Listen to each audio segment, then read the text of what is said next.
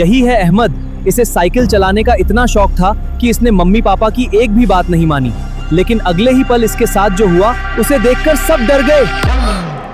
अहमद नाम का एक छोटा बच्चा था। उसे साइकिल चलाने का बहुत शौक था। सुबह से शाम तक वह अपनी साइकिल के पास ही रहता था।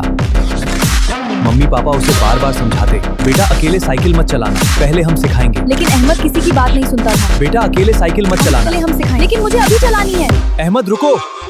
चुपके से साइकिल लेकर बाहर निकल गया।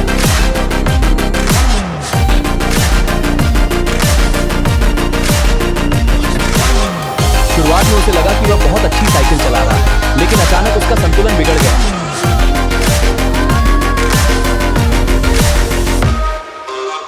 बेटा शौक पूरा करो, लेकिन हमेशा बड़ों की बात मानो और सावधानी रखो।